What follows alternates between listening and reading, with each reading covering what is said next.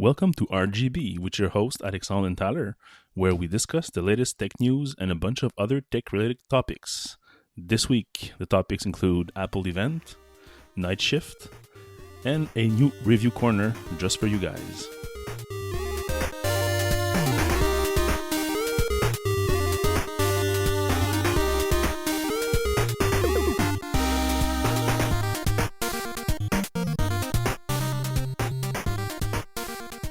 So last week we had the Apple event on Monday, where Apple unveiled a bunch of new gadgets, new accessories, and a few new things regarding their renewable energy plans and their manufacturing processes.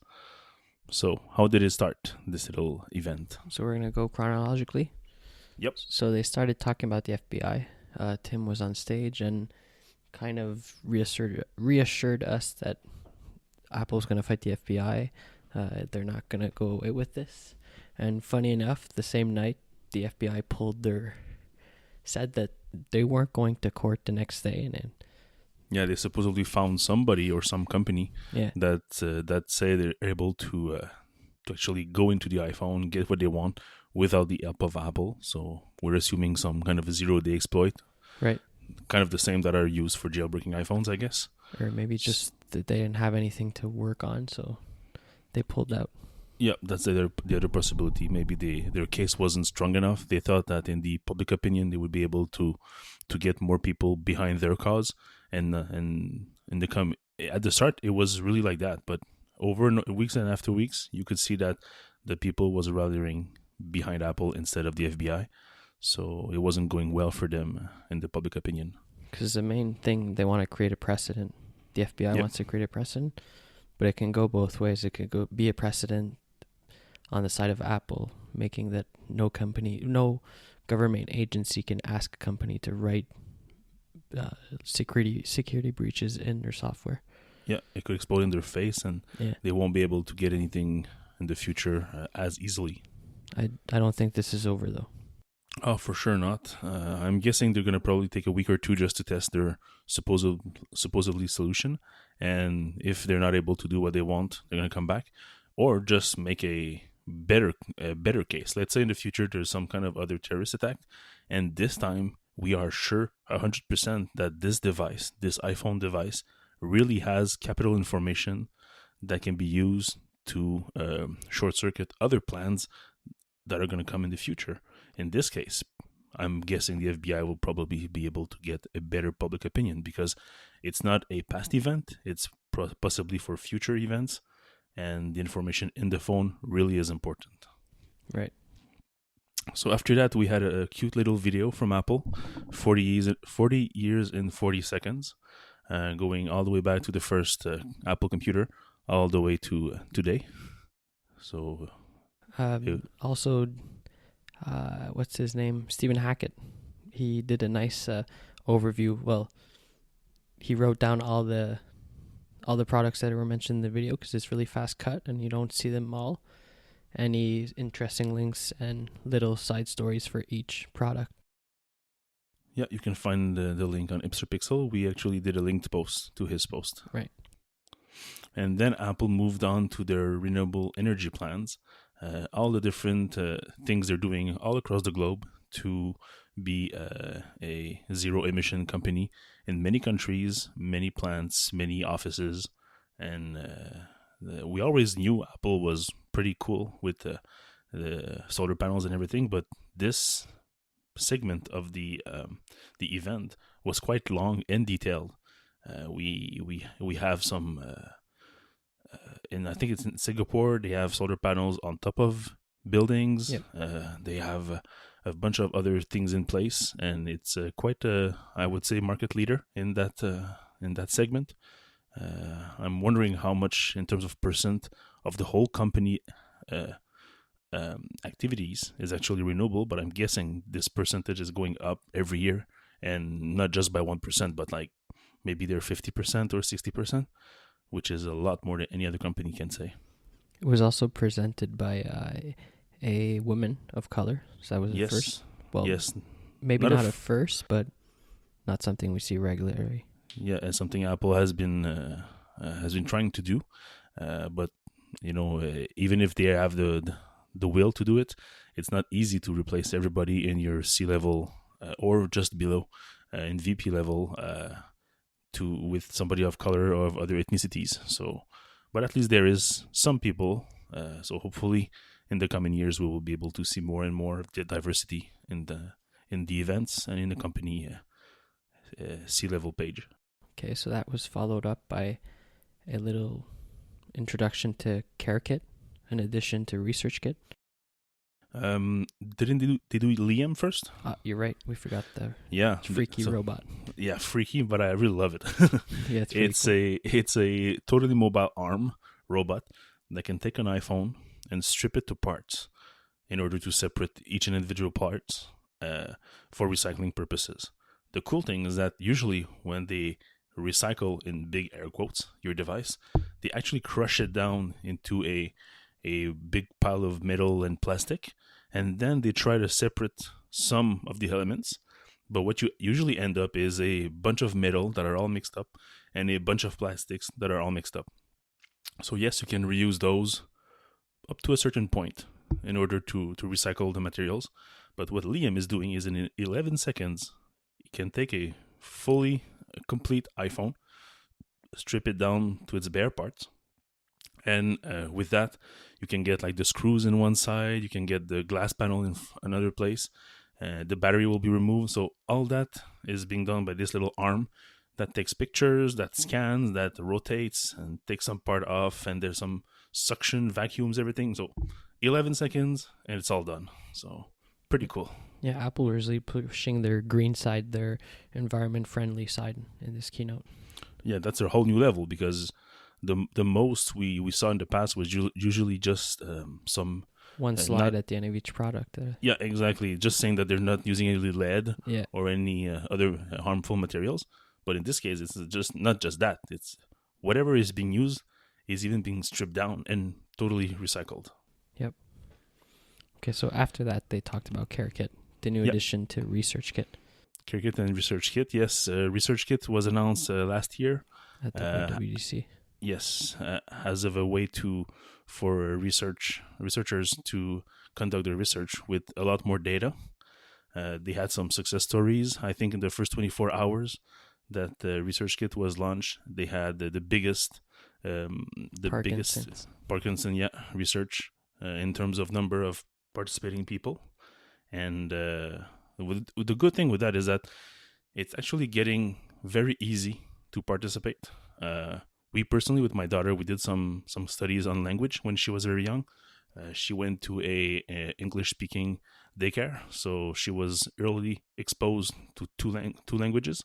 And because of that, McGill University was doing some kind of a study, and we participated. But you have to go to the study place, like a few Saturdays per year.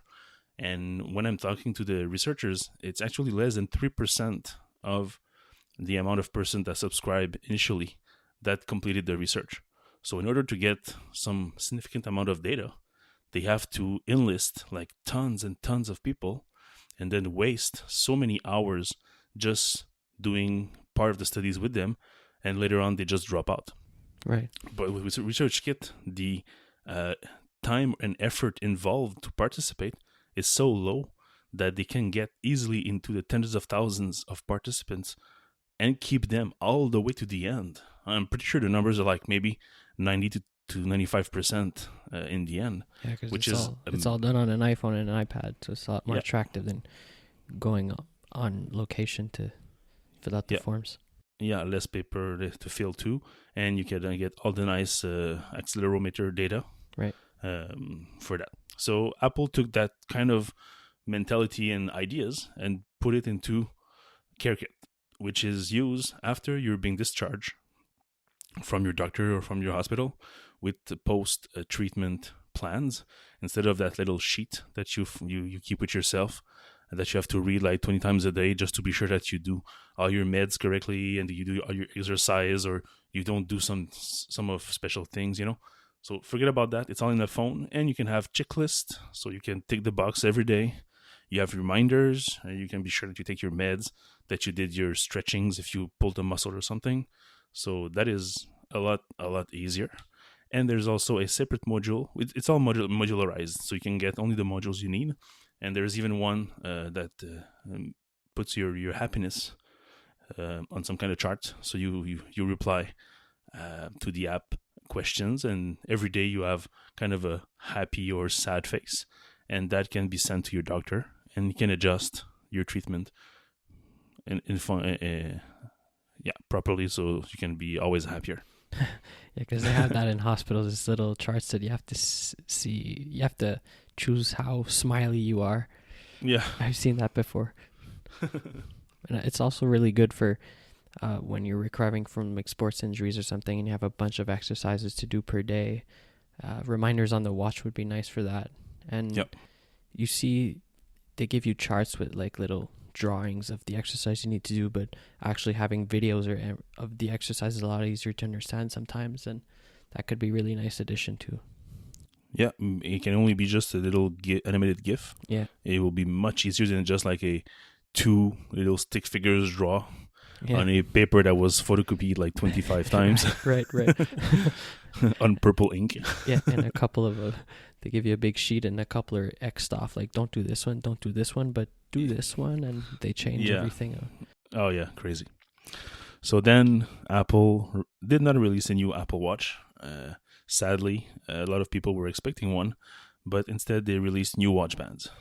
Basically 2 new models and a bunch of new colors. So the NATO bands, which is a what is that? It's not a fabric. No, it's woven. Forget the name, but it's not a NATO band, because NATO band is another style. Okay, so it's a similar fabric base band, and they also released the Milanese loop in black to match the black watch, and a bunch of new colors, spring colors they called it, for the fluoro elastomer bands. That's always good. More choices, more colors, more types, more styles. That's perfect. They really nailed it on the new bands, and I can easily see these bands coming out every season as a fashion item. It is. That's perfect. I was hoping for a new watch, but we'll probably have to wait a bit more, probably for WDC maybe. Yeah, it might be on a 2-year cycle to watch.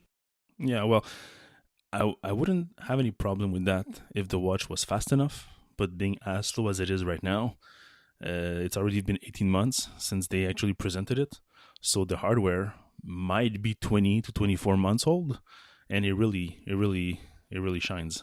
Not shines, it really looks like a product that's desperately in need of some love. So if the next watch is as fast, let's say, as an iPad Air 2, okay, no problem, can keep it for 2 years. But even if it was faster, would you really use the apps on the phone? On the phone, on the watch? On the watch, sorry, yeah, on the watch. I would use the complication much more often. Because the apps are worthless. Well, the apps you don't use the apps, you use the complications just to quick take a glance at what's happening. I don't think you're actually going to use an application to switch songs or whatever. It depends. If it's just 1 swipe or 2 swipes and the data is already there and current, yes, I would use glances a lot more.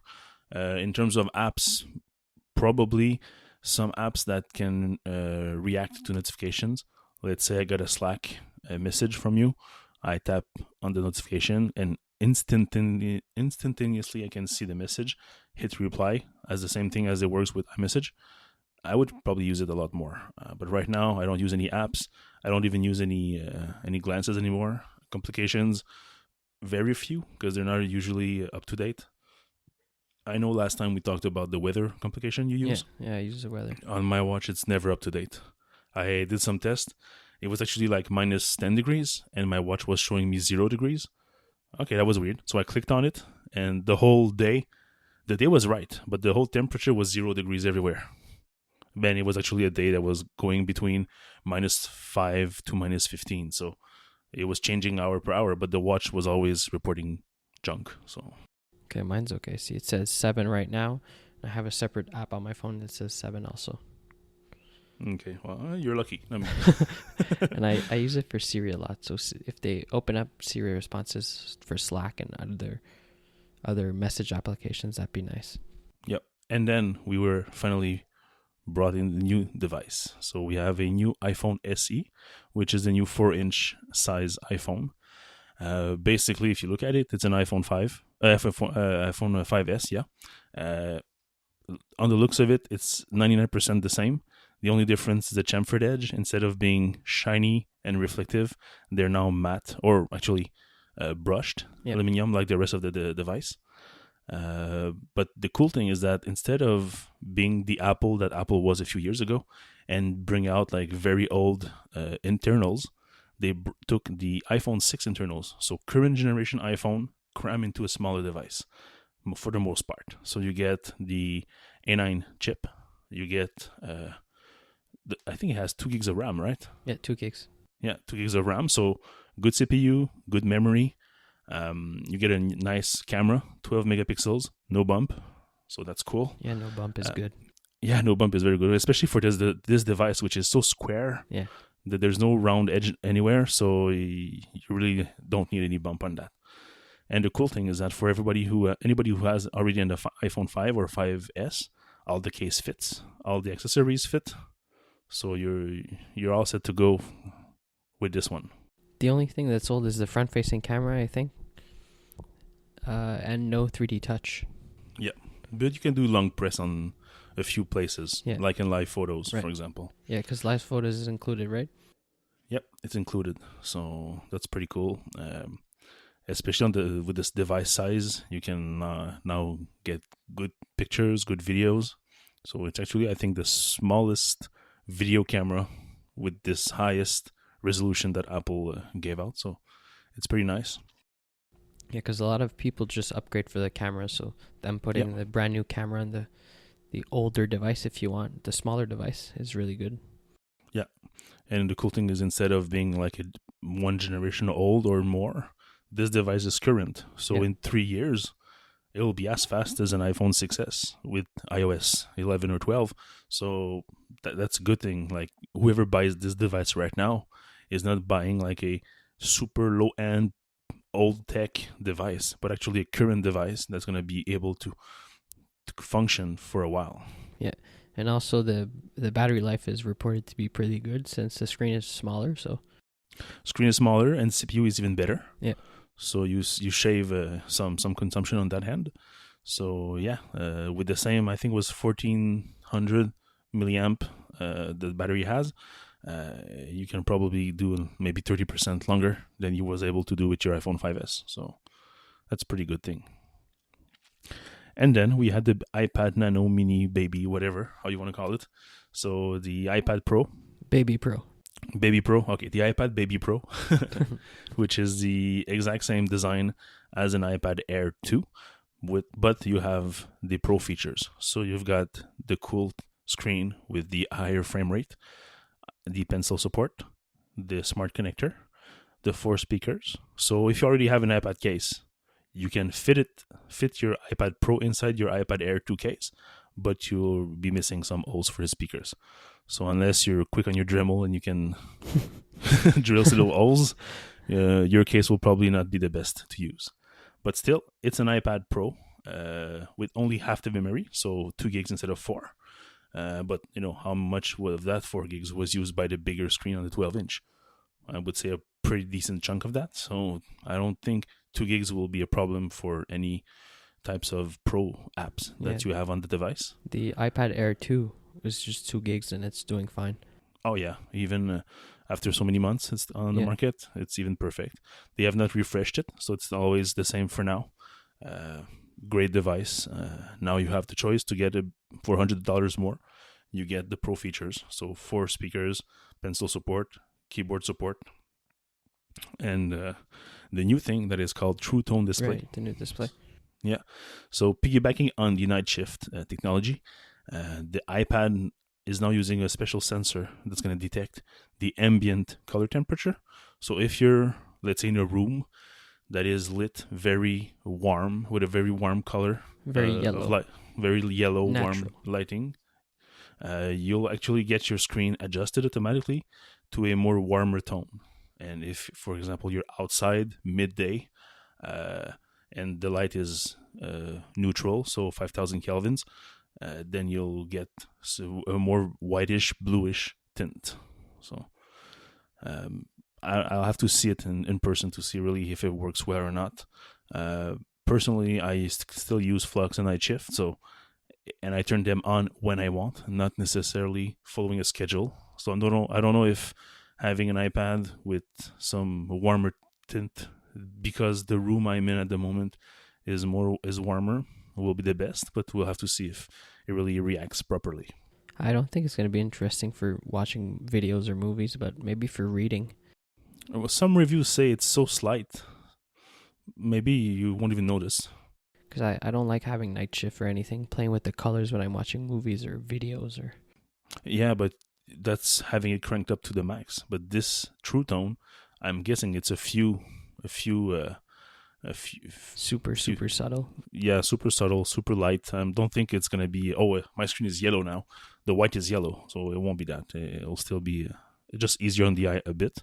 And instead of having your eyes adapt to your environment, being very neutral white, and then going back to a device that is warmer, it's gonna match. So I guess your eyes will probably just do the switch easier. Right. But then you pick up your iPhone and you get blinded by the light. Or your watch, yes. Yeah, or your watch that's not even night shift. Yeah, so next year. Yeah. Did we have any Macs announced? No Macs. No Macs. Nothing related to the Macs. They even bashed PCs, so they don't like computers anymore. Yeah, Phil Schiller did something on stage which was not so cool. Is he said that there was, 300 million PC Windows computers that are more than 5 years old, and they should switch to an iPad with the new iPad Pro. Yeah, I don't think that really works. That doesn't work, and I don't really like the comment either, because it's not everybody. It was kind of pointless. Yeah, because it's not everybody who has the money to change their device like that after 5 years.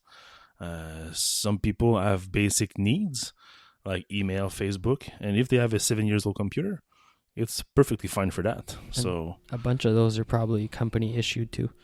Yeah, so many of that. Yeah, so no Macs for that. No, nothing else. It was a small event, a small venue, only 300 seats. It was short. It was short. Only an hour. An hour and a few minutes. So that was pretty condensed. The pace was not as fast as usual when they have like 2 or plus hours show. But the information was there.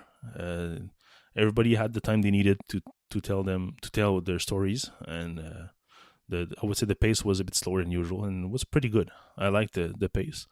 I would love to have more device, but for one event, one venue, we'll say it's okay for now. Yeah, they also highlighted that it's going to be one of the last events at the Apple campus, the old Apple campus. Yeah. What else? Night shift. They didn't announce any Thunderbolt displays, Retina Thunderbolt displays. No, I'm guessing these will come with the new Macs. Yeah, at WWDC maybe for developers. Yeah. Or maybe just before. Sometimes they release a new Macs with the press release mid-June. Right. So we'll see. Okay. So you have a little hack for us, because at the moment, if you enable night shift and you want to turn on low battery mode, you cannot. You get a warning that says that the two cannot be enabled together. So if you enable the low battery, night shift is being disabled. So how do we go around that? Using Siri. Oh, the Siri, the old magic Siri. So I think you could do it both ways. So you can open night shift and then ask Siri to turn on low battery mode, or you can even turn on low battery mode and ask Siri to turn on night shift. Do you think the feature will stay there? No, that's going to win the next point update for sure. Yeah, they probably just forget about it. Yeah, because you can't even, once you have them both on, you can't turn it off. You have to ask Siri again to turn it off because the thing is grayed out in Control Center. Okay. But it's pretty nice. I like using night shift, and I like low battery mode, especially at the end of the day. Usually that's when you need low battery mode because you're out of battery. Yep. But I guess night shifts uses too much battery to be under the same feature. Well, not under the same feature, but used at the same time as low battery mode. Yeah, that or maybe it's just a decision that they made. Because I'm using Flux, still using Flux um, during the night, and I usually get the warning that I'm getting on the low battery, less than 20%. So I turn it on, but I still keep Flux enabled, and the low battery mode does not interfere with my Flux. So I'm still pretty good. I wrote a post about night shift replacing Flux for me. I actually wrote that post a bit too fast. During the day when I did the test, it was when 9.3 was released as the final version. I did a side-by-side test, and I realized that night shift was actually a lot more yellowish orange than Flux. I said, oh, did Apple just increase the effect of night shift? If true, then I'm going to be able to ditch Flux altogether. So I took my camera out and I set the color balance to a fixed value. I took pictures of the iPhone without anything enabled, then with Flux, and then with night shift. And I compared the colors. You can see the post on Hipster Pixel if you want to see the image. And you can see that night shift is really more orange than Flux. So I was pretty happy. The night comes. I'm going to watch my TV shows in bed. So it's a totally dark room, no lights. I turn on night shift. Okay, it's not as orange as I was expecting. So then I turn on Flux, and Flux is still more orange. So I'm guessing it's probably something related to the iPhone, noticing the ambient light and adjusting night shift to a stronger degree. And when you have no lights or in your room, then it's gonna put night shift like a lot less intense. So in the evening, for me, Flux is still the solution. So sadly, I'm still losing a place on my front screen for Flux. So I was really hoping night shift would be able to be the new solution that does it all for me. Not this round. Maybe in the third round someday. Even if it's closer, you're not going to switch? No, because I still see a big difference between night shift and Flux. Flux is still a lot easier on my eyes in the pitch dark room. So it must be something with your age. Yeah, I'm so old, 33 right. years old. Right. I'm an old grandpa. It's because of that. Yeah, of course. No, but what happens if it gets banned? Like you can't run it anymore on the phone? I'll have to cry. Okay. And of course, night shift is better than nothing. So I'm not like totally at loss. No, but it's the only reason I don't want to get attached to Fluxes in case it doesn't work anymore. Yeah, it's always a risk. But the cool thing with Flux is that I actually have the project on my computer and I can build it myself. So if for some reason it crashes, I can still debug it and maybe fix it, change the API used or the parameter passed. So there's still hope. And I know that you actually told me last time that you saw this Flux project on GitHub. So there's people still using it and probably going to maintain it in the future if there's a problem. So it's just not worth the hassle for me. Yeah, exactly. For you, if you don't really like it, then why bother? But for me, I prefer it a lot more. So I'm gonna keep on going with this one. Okay, so I guess you're allowed. Yeah, for now. Also, I saw something cool. They had rumors of running Xcode on iPad since there's a bunch of iPad Pros now. Mm-hmm. So that would be something really nice. I know it was rumored a couple of years ago, but I completely forgot about it. But if they release that at WWDC, it'd be really cool. But won't Apple break their own rules that an app cannot actually generate compiled code? Well, they can make their own rules. Oh yeah, they're gonna prove themselves. It's their device. Yeah, I know. I would love to see that because especially the 4 gigs iPad Pro 12-inch version. Yeah. 4 gigs is a lot of memory, and when you do apps compiling and building, you need more memory. So that would be just the perfect device for that. That would be amazing. Like just having a workflow that you use App Cooker on your iPad to make your app, all your workflows in there.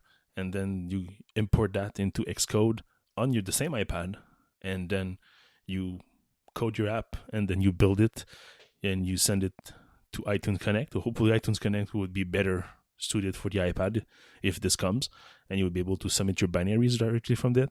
update your assets, your text, and off you go on the App Store. No max. Especially with the new pencils, it'd be good for the designers and everything for wanting to design their apps. Yes. They'd probably start out with something like the Swift Playgrounds, I'm guessing. Okay. Instead of going full-fledged Xcode. Yeah. Probably just small steps. Yeah. Cool. And this week I want to introduce a new corner, so review corner. If you've been following me for a while or looked into my bio on the site, you'll notice that I've been blogging on with tech reviews for many years in French. So I'm regularly doing some reviews on Hipster Pixel, and we're gonna start this week with the Elevation stand, which is a aluminum piece that is milled directly from a solid block of aluminum by a company in Portland called Elevation Lab, where this stand actually fits just below your iMac or your Thunderbolt display and is raising it for about 2 inches from your desk. So bringing the screen to a much better height for having an ergonomical position. So they say that you have to be able to see your eyes in line with the first third of the screen from the top. So by default, for me at least, the Thunderbolt display on the desk is way too low. My eyes fit with the top of the display and not with the first third. So by raising it 2 inches like that, it's just perfect. 2 feet. 2 feet. Yeah, just 2 inches. It's just perfect for me, so I can have a straightened back, raise my shoulders, and have less of a hunchback. Yeah, hunchback position. So Elevation Labs are pretty known for their nice aluminum polished blocks the same of stuff. Yeah. So they also do the Elevation dock, which is a iPhone dock that's been there for a few years. They made different models. In all the models, it's a solid block of aluminum where you just dock your phone in. You have a few of those, right? I have one. You have one, Yeah. yeah. Thanks to who? I don't know, some guy I met. Some guy? Yeah. Yeah, okay. Some guy we don't know. Yeah. Yeah. So, you like it? Yeah, I like it. I leave it at work though. Okay. So right next to my computer, it's nice. Since I have Yeah. to charge my phone now every afternoon. The Yeah, 1-year well, yeah. battery is getting really old.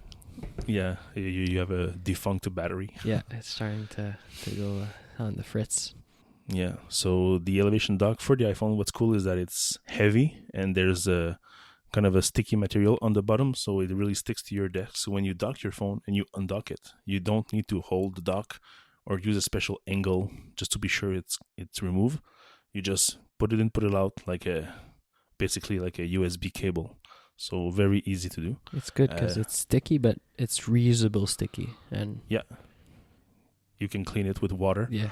If grime gets on it, and then it's on a clean surface is very, very sticky. So the Elevation stand actually has the same feature on the bottom side, so you can stick it to your desk so that the stand itself stays there for a while and doesn't move. Wait, is it on the stand? No, sorry, it's not on the stand on the bottom, it's on the top of the stand, so it sticks your monitor to the stand itself. Okay. Yeah, so I did not use it. I just left the plastic on there, so because I sometimes turn my screen, so I didn't want to stick it there.